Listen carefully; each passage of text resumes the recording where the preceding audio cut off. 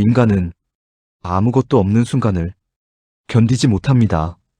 뭔가 채워져야 하고, 뭔가 진행되어야 하고, 뭔가 의미 있어야 한다고 느낍니다.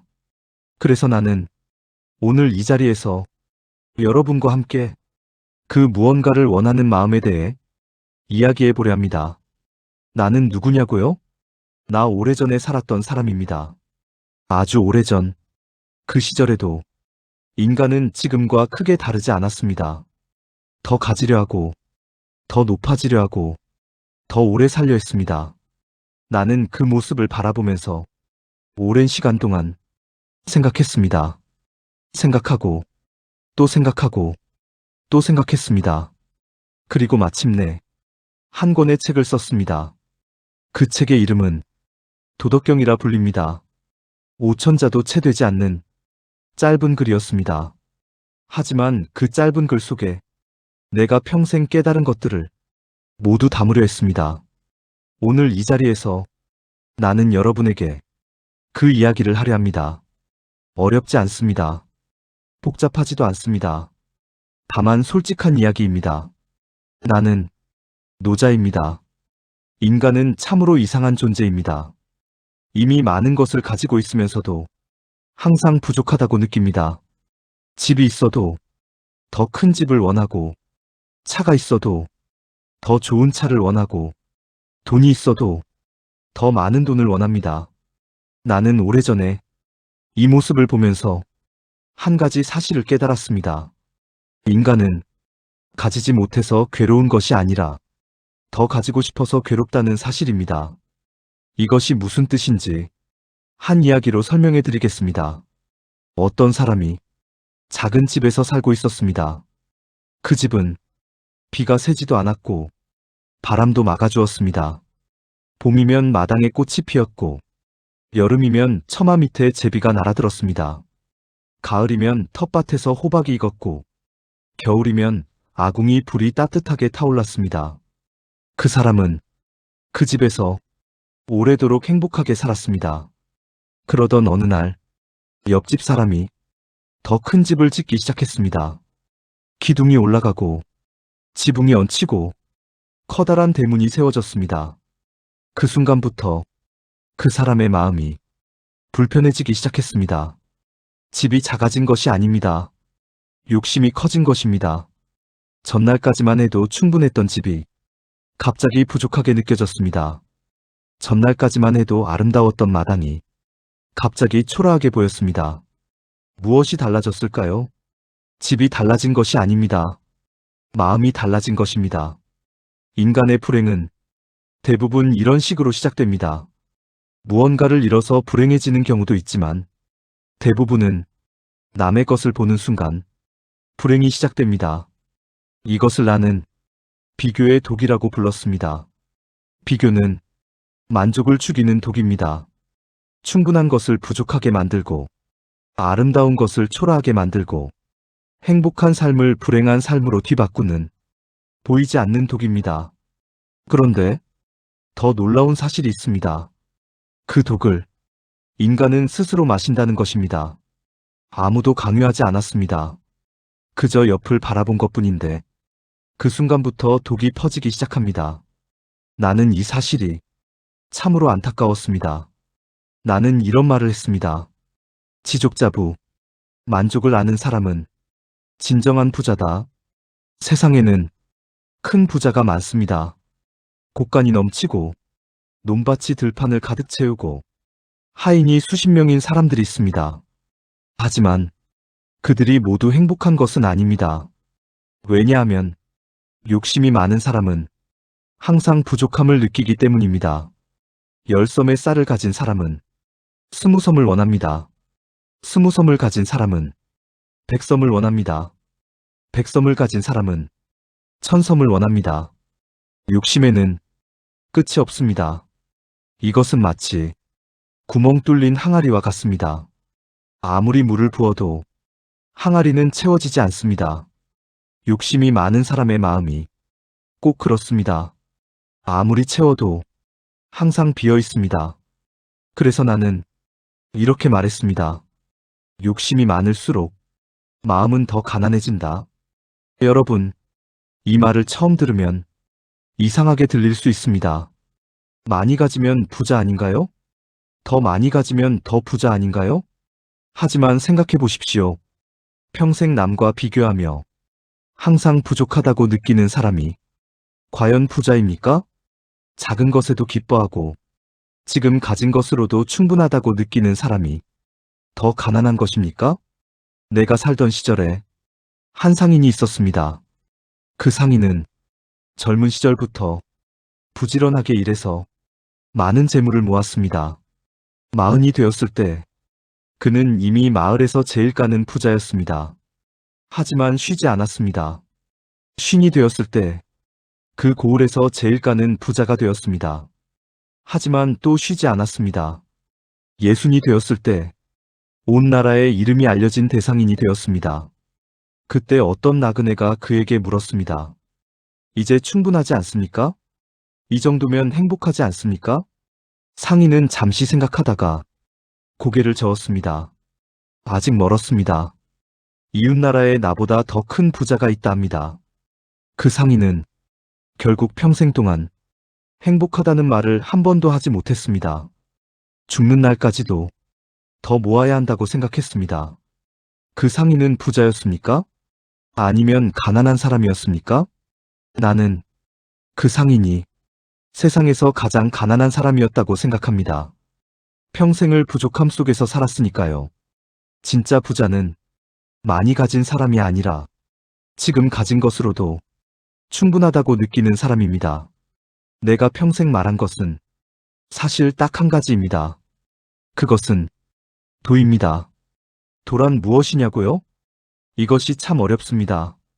나는 도덕경의 첫 줄에서 이렇게 말했습니다. 도가 비상도, 말로 할 수 있는 도는 진정한 도가 아니다. 참 이상하지 않습니까? 내가 평생 도에 대해 말했는데 도는 말로 할 수 없다고 했으니 말입니다. 그렇다면 왜 말했느냐고요? 말로 완전히 전달할 수 없다는 것을 알면서도 그 방향은 가르쳐 드릴 수 있기 때문입니다. 이런 이야기가 있습니다.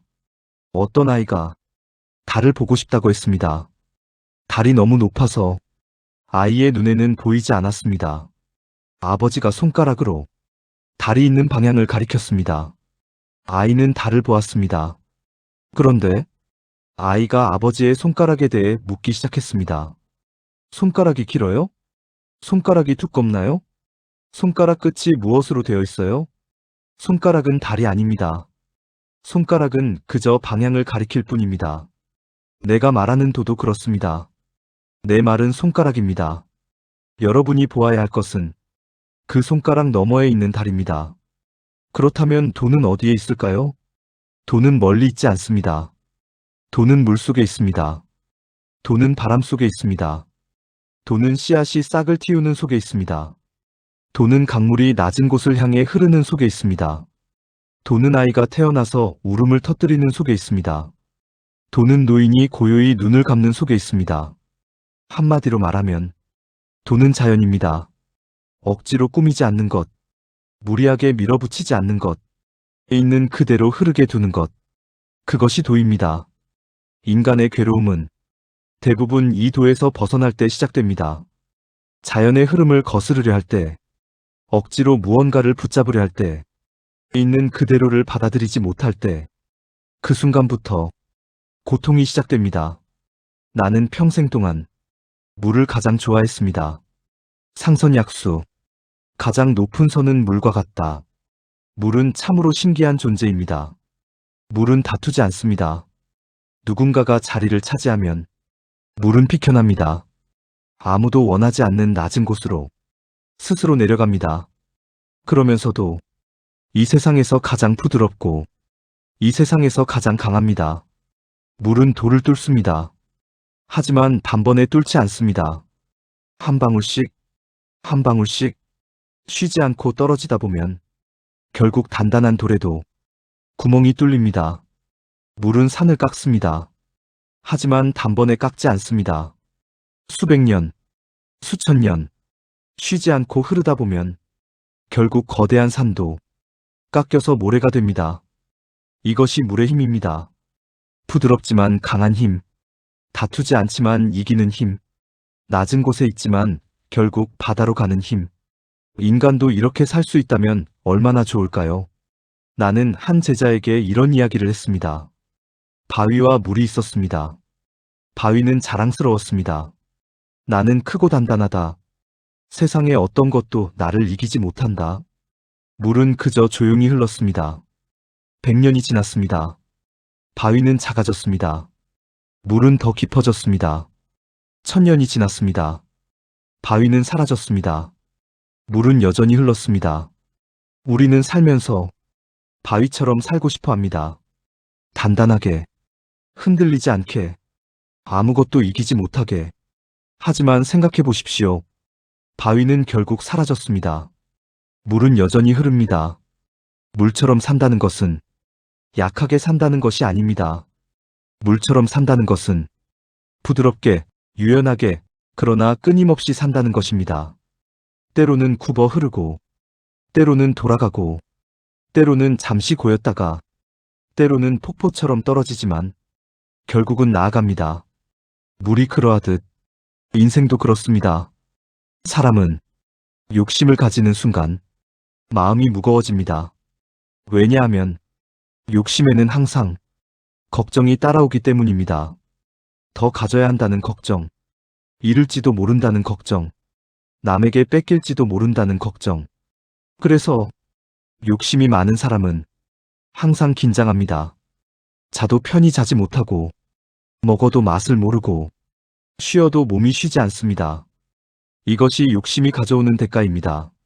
하지만 욕심을 내려놓으면 놀라운 일이 생깁니다. 마음이 가벼워집니다. 마치 무거운 짐을 오래도록 등에 지고 걷다가 드디어 내려놓은 것처럼. 나는 젊은 시절에 이것을 직접 경험했습니다. 나는 주나라 도서관에서 일했습니다. 책을 관리하는 일이었습니다. 처음에는 그 일이 좋았습니다. 책이 많았고 배울 것이 많았습니다. 하지만 시간이 지나면서 욕심이 생겼습니다. 더 높은 자리에 오르고 싶었습니다. 더 많은 사람에게 인정받고 싶었습니다. 내 이름이 역사에 남기를 원했습니다.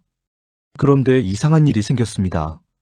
욕심이 생길수록 책이 눈에 들어오지 않았습니다. 욕심이 생길수록 세상이 좁아 보였습니다. 욕심이 생길수록 마음이 답답해졌습니다. 어느 날 나는 도서관 창문을 열고 밖을 바라보았습니다. 그때 강물이 보였습니다. 강물은 조용히 흐르고 있었습니다. 어디로 가는지 서두르지도 않고 누군가에게 보여주려 하지도 않고 그저 자연스럽게 흐르고 있었습니다. 그 순간 나는 깨달았습니다. 내가 가진 욕심이 얼마나 무거운 짐이었는지. 그날 이후 나는 그 짐을 하나씩 내려놓기 시작했습니다. 자리에 대한 욕심, 인정에 대한 욕심, 이름에 대한 욕심, 하나씩 내려놓을 때마다 몸이 가벼워졌습니다. 그리고 마침내 모두 내려놓았을 때 비로소 세상이 넓어 보였습니다. 지금 여러분의 마음에 어떤 짐이 들어 있습니까? 내려놓지 못하고 있는 것이 있습니까? 오늘 그 짐 중에 하나만 내려놓아 보십시오. 딱 하나만. 그러면 알게 됩니다. 얼마나 가벼운지. 사람 때문에 괴로워 본 적이 있으십니까? 아마 대부분 그럴 것입니다. 사람이 사람 때문에 괴로운 이유는 대부분 기대 때문입니다. 우리는 사람에게 너무 많은 것을 기대합니다. 부모에게 기대하고, 자식에게 기대하고, 친구에게 기대하고, 배우자에게 기대합니다. 존중받고 싶고, 사랑받고 싶고, 이해받고 싶고, 인정받고 싶습니다. 기대 자체가 나쁜 것은 아닙니다. 하지만 기대가 커질수록 실망도 커집니다. 그리고 실망이 쌓이면 분노가 됩니다. 분노가 쌓이면 원망이 됩니다. 원망이 쌓이면 관계가 무너집니다. 내가 살던 시절에 두 친구가 있었습니다. 어린 시절부터 함께 자란 아주 가까운 친구였습니다. 한 친구는 가난했고 한 친구는 부유했습니다. 가난한 친구는 마음속에 항상 기대가 있었습니다. 친구가 나를 도와주겠지. 친구라면 이 정도는 해주어야 하지. 친구가 나를 이해해주겠지. 하지만 부유한 친구는 그 기대를 알지 못했습니다. 모르는 것이 아니라 인식하지 못했던 것입니다. 세월이 흐르면서 가난한 친구의 마음속에 실망이 쌓이기 시작했습니다. 그리고 어느 날 그 두 친구는 크게 다투었습니다. 가난한 친구가 말했습니다. 넌 진짜 친구가 아니야. 진짜 친구라면 그러지 않아. 부유한 친구는 당황했습니다. 내가 언제 그랬어? 나는 내 방식으로 충분히 했는데. 두 사람 중 누가 옳을까요? 둘 다 맞고 둘 다 틀렸습니다. 문제는 옳고 그름이 아니었습니다. 문제는 기대였습니다. 한 사람은 기대가 너무 컸고, 한 사람은 그 기대를 알지 못했습니다. 그래서 나는 이렇게 말했습니다. 부쟁, 다투지 않는 것. 그런데 이 말은 단지 싸우지 말라는 말이 아닙니다. 더 깊은 뜻이 있습니다. 기대하지 않는 것, 요구하지 않는 것, 있는 그대로 받아들이는 것. 욕심이 줄어들면 사람에 대한 기대도 줄어듭니다. 기대가 줄어들면 실망도 줄어듭니다. 실망이 줄어들면 분노도 줄어듭니다. 그러면 사람을 있는 그대로 받아들이게 됩니다. 부족한 점도 그 사람의 일부로 보게 됩니다. 그러면 인간관계가 훨씬 편안해집니다. 사람은 완벽한 존재가 아닙니다. 나도 완벽하지 않았고, 여러분도 완벽하지 않고, 여러분의 가족도, 친구도 완벽하지 않습니다. 그런데 우리는 종종 사람에게 완벽을 기대합니다. 그것이 괴로움의 시작입니다. 있는 그대로 보십시오. 그러면 세상이 훨씬 편안해집니다. 내가 말한 것 중에 가장 많이 오해받는 말이 있습니다. 그것이 바로 무의입니다. 무의란 아무것도 하지 않는 것이라고 생각하는 사람이 많습니다. 하지만 그것은 오해입니다. 무의란 억지로 하지 않는 것입니다. 자연스러운 것을 억지로 바꾸려 하지 않는 것입니다. 농부 이야기를 해드리겠습니다. 한 농부가 씨앗을 심었습니다. 그리고 매일 논에 나가서 씨앗에게 말했습니다. 빨리 자라거라. 빨리 자라거라. 하지만 씨앗은 그 말을 들을 수 없었습니다. 그러던 어느 날 농부는 한 가지 생각을 했습니다. 내가 조금 도와주면 더 빨리 자라지 않을까? 그는 논에 나가 씨앗의 싹을 손으로 잡아당기기 시작했습니다. 조금만 더 위로 올라오면 빨리 자라겠지. 물론 결과는 어떻게 되었을까요? 싹은 뿌리에서 뽑혀버렸습니다. 억지로 끌어올린 것이 오히려 싹을 죽인 것입니다. 무의란 이런 것입니다. 씨앗이 자라는 때를 기다리는 것, 물이 흐르는 방향을 막지 않는 것, 봄이 오면 씨를 뿌리고 가을이 오면 거두는 것, 자연의 순서를 따르는 것. 하지만 이것이 게으름이 아닙니다. 농부는 땅을 일구고 씨를 뿌리고 물을 대고 김을 맵니다. 할 일을 다 합니다. 다만 씨앗을 억지로 잡아당기지 않을 뿐입니다. 우리 인생도 마찬가지입니다. 우리가 할 수 있는 것은 합니다. 하지만 우리가 어쩔 수 없는 것은 억지로 바꾸려 하지 않습니다. 내가 통제할 수 없는 것에 힘을 쏟지 않습니다. 그것이 무의입니다. 사람들은 종종 자신이 모든 것을 통제할 수 있다고 생각합니다. 내 마음도 통제하고, 남의 마음도 통제하고, 상황도 통제하고, 결과도 통제하고 싶어 합니다. 하지만 그럴 수 없습니다. 인간이 통제할 수 있는 것은 생각보다 훨씬 적습니다. 그것을 인정하는 순간 마음이 편안해집니다. 나는 이것을 늙은 대장장이에게서 배웠습니다. 그 대장장이는 쇠를 다루는 솜씨가 탁월했습니다. 어떤 사람이 물었습니다. 어떻게 하면 당신처럼 쇠를 잘 다룰 수 있습니까? 대장장이가 대답했습니다. 쇠에게 물어보십시오. 쇠가 원하는 것을 하면 됩니다. 그 사람은 이상하다고 생각했습니다. 쇠에게 물어보다니. 하지만 대장장이의 말은 맞았습니다. 쇠는 뜨거울 때 늘어나고 식으면 굳어집니다. 그 성질을 거스르지 않고 따르는 것이 진정한 솜씨입니다. 억지로 하지 마십시오. 흐름을 따르십시오.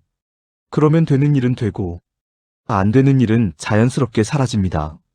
사람이 늙는 것을 왜 두려워할까요? 나는 오래전에 그 이유를 깨달았습니다. 욕심 때문입니다. 젊음을 붙잡고 싶은 욕심, 권력을 잃기 싫은 욕심, 돈을 놓기 싫은 욕심, 사람들의 관심을 잃기 싫은 욕심, 기억되고 싶은 욕심, 이 욕심들이 늙는 것을 두렵게 만듭니다. 내가 젊었을 때 나는 늙은 사람들을 많이 만났습니다. 어떤 노인은 늙는 것을 극도로 두려워했습니다. 거울 앞에서 주름을 세고 흰 머리카락을 뽑고 예전처럼 말을 타려 했지만 다리가 말을 듣지 않아서 화를 내고 예전처럼 연회에서 주목받으려 했지만 사람들의 시선이 줄어들어서 슬퍼했습니다. 그 노인의 마지막 날들은 편안하지 않았습니다. 두려움과 분노와 슬픔 속에서 세월을 보냈습니다. 또 다른 노인이 있었습니다. 그 노인은 젊음에 대한 욕심을 일찌감치 내려놓았습니다. 늙는다는 것을 자연의 순서로 받아들였습니다. 흰 머리카락이 생기면 내가 많이 살았구나 라고 했습니다. 주름이 늘어나면 내가 많이 웃었구나 라고 했습니다. 걸음이 느려지면 이제는 천천히 볼 것이 있구나 라고 했습니다. 그 노인의 마지막 날들은 고요하고 평온했습니다. 매일 아침 마당에 앉아 해가 뜨는 것을 보고 매일 저녁에 앉아 별이 뜨는 것을 보았습니다. 아이들이 뛰어노는 것을 보며 흐뭇하게 웃었습니다. 어느 노인이 더 현명했을까요? 나는 이렇게 말했습니다. 나무도 봄에는 잎이 나고 가을에는 잎이 떨어집니다. 그것이 자연입니다. 인간도 자연 속에 사는 존재입니다.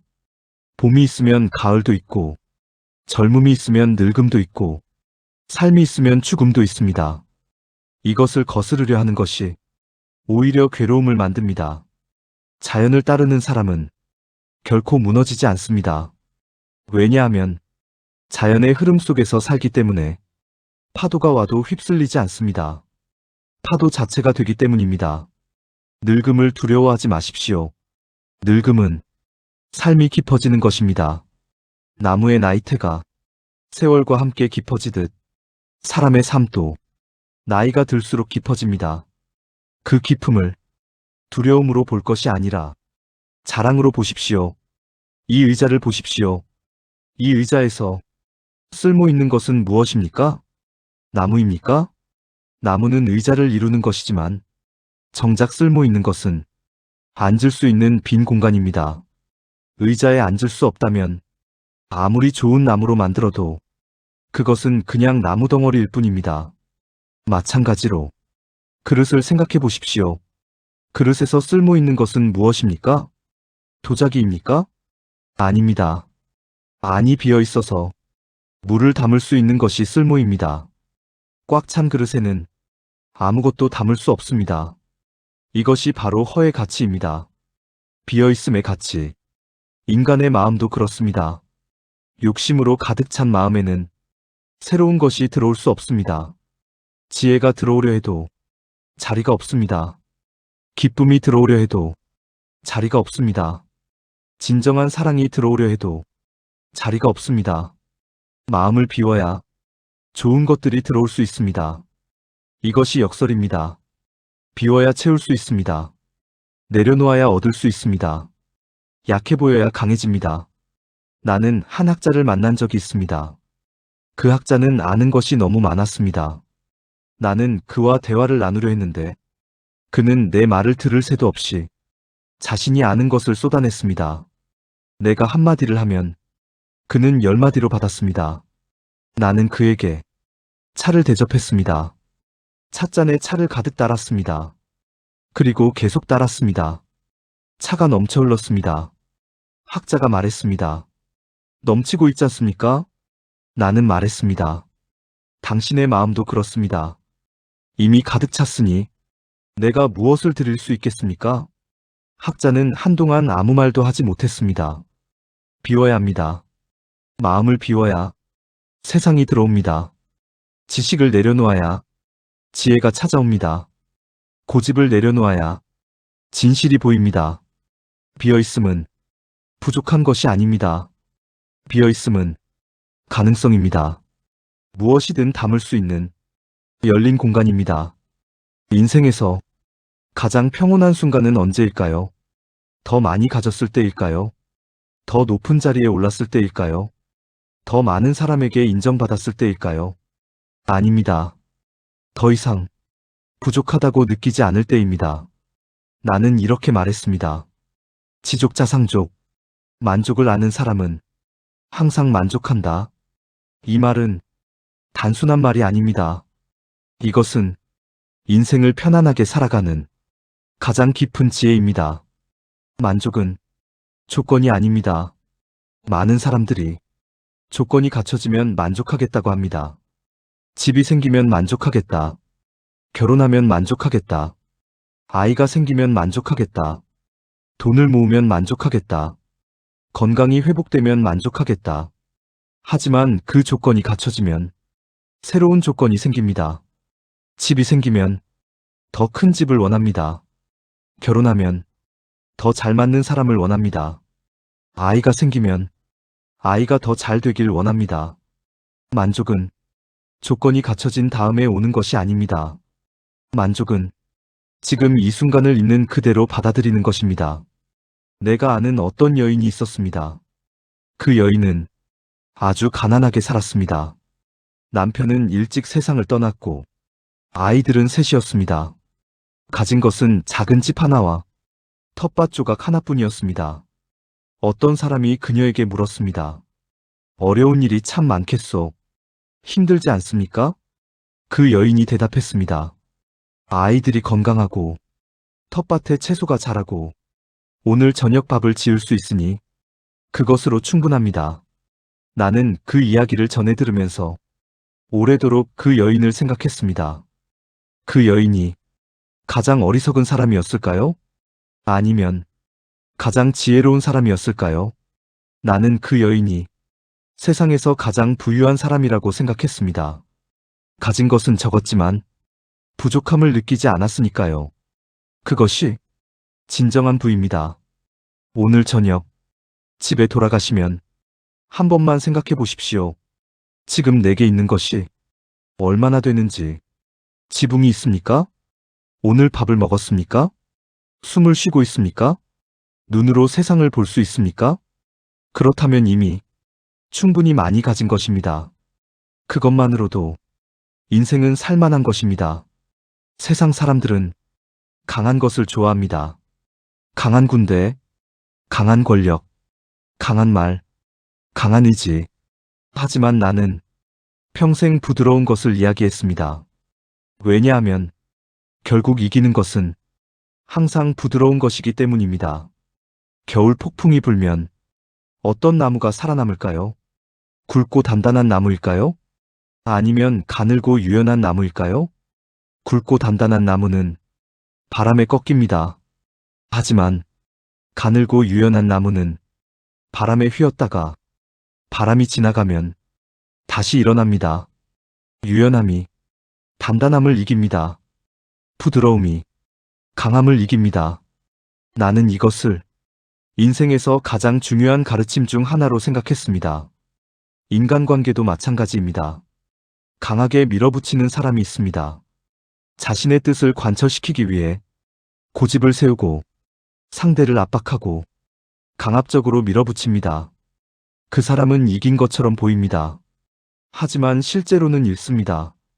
상대의 신뢰를 잃고 상대의 마음을 잃고 결국 상대를 잃습니다. 반면에 부드럽게 대하는 사람이 있습니다. 상대의 이야기를 들어주고 상대의 감정을 이해하고 상대의 속도에 맞춰갑니다. 그 사람은 진 것처럼 보입니다. 하지만 실제로는 얻습니다. 상대의 신뢰를 얻고 상대의 마음을 얻고 결국 오래가는 관계를 얻습니다. 이것이 부드러움의 힘입니다. 지금 여러분의 삶에서 너무 강하게 밀어붙이고 있는 것이 있습니까? 관계에서든, 일에서든, 자신에 대해서든, 잠시 멈추고 부드러워져 보십시오. 단단한 것을 부드럽게 대하면 단단한 것도 부드러워집니다. 이것이 자연의 이치입니다. 우리가 사는 세상에는 아는 것이 많은 사람이 많습니다. 책을 많이 읽은 사람, 학문을 깊이 닦은 사람, 많은 것을 경험한 사람. 지식은 좋은 것입니다. 나도 평생 책을 읽고 생각하고 배웠습니다. 하지만 나는 이런 말을 했습니다. 지인자지, 자지자명. 다른 사람을 아는 것은 지혜이지만 자신을 아는 것은 밝음이다. 지식과 지혜는 다릅니다. 지식은 많이 할수록 늘어납니다. 하지만 지혜는 내려놓을수록 깊어집니다. 내가 젊은 시절 주나라 도서관에 있을 때 한 관리가 찾아왔습니다. 그는 책을 많이 읽은 사람이었습니다. 그가 나에게 말했습니다. 나는 수천 권의 책을 읽었소. 역사도 알고 법도 알고 군사도 알고 농사도 압니다. 이제 나는 무엇을 해야 합니까? 나는 그에게 물었습니다. 당신은 지금 행복합니까? 그가 잠시 멈추었습니다. 그 관리는 한동안 대답하지 못했습니다. 수천 권의 책을 읽었지만 자신이 행복한지 알지 못했습니다. 지식은 세상을 이해하는 데 도움이 됩니다. 하지만 지혜는 자신을 이해하는 데 필요한 것입니다. 자신을 모르면서 세상을 안다고 말하는 것은 지도는 있는데 자신이 어디 있는지 모르는 것과 같습니다. 자신을 안다는 것은 무엇일까요? 자신의 욕심을 아는 것입니다. 자신의 두려움을 아는 것입니다. 자신의 한계를 아는 것입니다. 자신이 진정으로 원하는 것을 아는 것입니다. 그리고 그것들과 정직하게 마주하는 것입니다. 남에게 보여주는 자신이 아니라 홀로 있을 때의 자신을 보는 것입니다. 그것이 진정한 알리입니다. 그것이 밝음입니다. 우리는 항상 큰 것에 주목합니다. 큰 사람, 큰 성공, 큰 기적, 큰 변화. 하지만 나는 작은 것에서 모든 것이 시작된다고 생각했습니다. 큰 강은 어디서 시작될까요? 작은 샘에서 시작됩니다. 큰 나무는 어디서 시작될까요? 작은 씨앗에서 시작됩니다. 긴 여행은 어디서 시작될까요? 첫 발걸음에서 시작됩니다. 천리길도 한 걸음부터.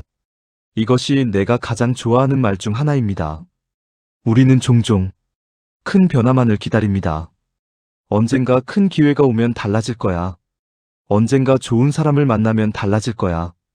언젠가 돈이 생기면 달라질 거야.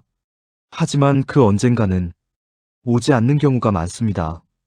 왜냐하면 큰 변화는 작은 변화들이 쌓여서 만들어지기 때문입니다. 오늘 하루 조금 더 좋은 선택을 하는 것. 오늘 하루 조금 더 친절한 말을 하는 것. 오늘 하루 조금 더 감사하게 사는 것.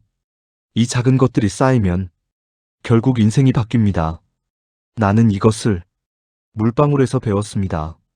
작은 물방울 하나는 아무것도 하지 못합니다. 하지만 수천, 수만 개의 물방울이 모이면 강이 됩니다. 그 강이 모이면 바다가 됩니다. 작은 것을 무시하지 마십시오. 작은 친절, 작은 감사, 작은 기쁨, 작은 평화. 이 작은 것들이 인생을 만들어갑니다. 반자도지동, 되돌아오미, 도의 움직임이다. 이 말은 내가 가장 오래 생각한 말 중 하나입니다. 자연을 보면 모든 것이 돌아옵니다. 봄이 가면 여름이 오고, 여름이 가면 가을이 오고, 가을이 가면 겨울이 오고, 겨울이 가면 다시 봄이 옵니다. 낮이 지나면 밤이 오고, 밤이 지나면 낮이 옵니다. 썰물이 지나면 밀물이 오고, 밀물이 지나면 썰물이 옵니다. 모든 것은 돌아옵니다.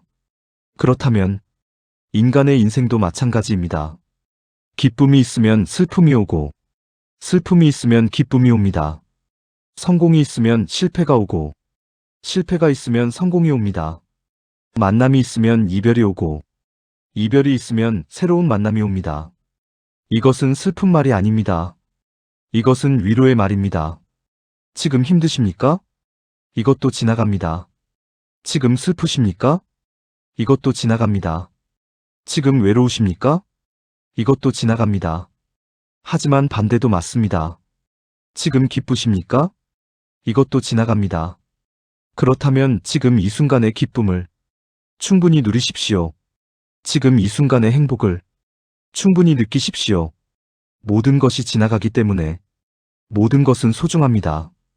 슬픔도 소중하고, 기쁨도 소중하고, 평범한 하루도 소중합니다. 오늘 하루가 어떤 하루였습니까? 아주 특별한 일이 있었습니까?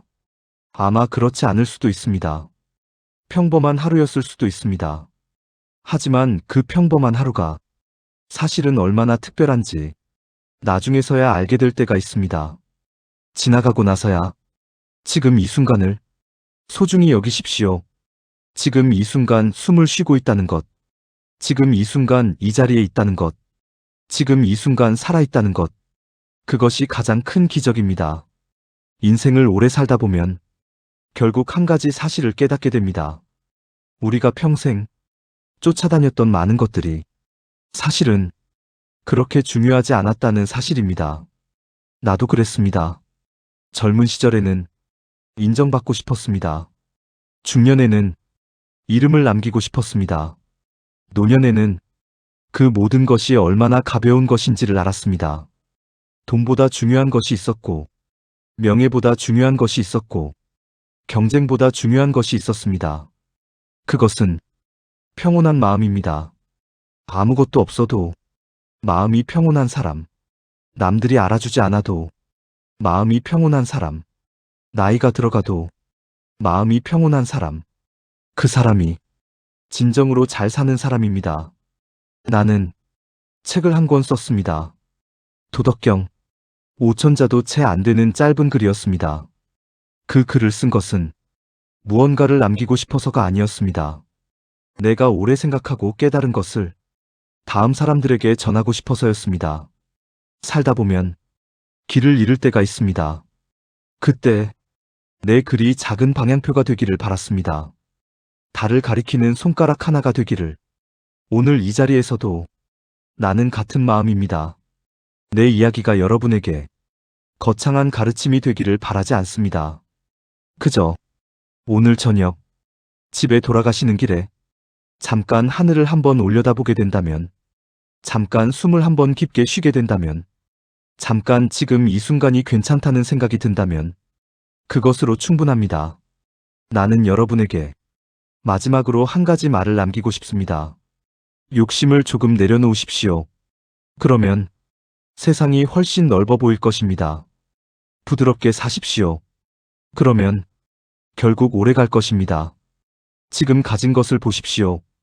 그러면 이미 많이 가졌다는 것을 알게 될 것입니다. 그리고 인생은 생각보다 훨씬 편안해질 것입니다. 여러분의 인생이 평온하기를 바랍니다. 나는 노자입니다. 여러분, 오늘 함께 해주셔서 진심으로 감사드립니다. 저는 여러분을 사랑합니다. 오늘 하루도 참 잘 살아오셨습니다. 오늘 이야기가 마음에 닿으셨나요? 이 채널은 따뜻하고 뭉클한 순간들을 전합니다. 좋아요와 구독은 저에게 큰 힘이 됩니다. 그리고 이 이야기가 당신의 누군가에게 닿았으면 하는 마음으로 공유도 부탁드릴게요. 다음 이야기로 찾아오겠습니다. 고맙습니다.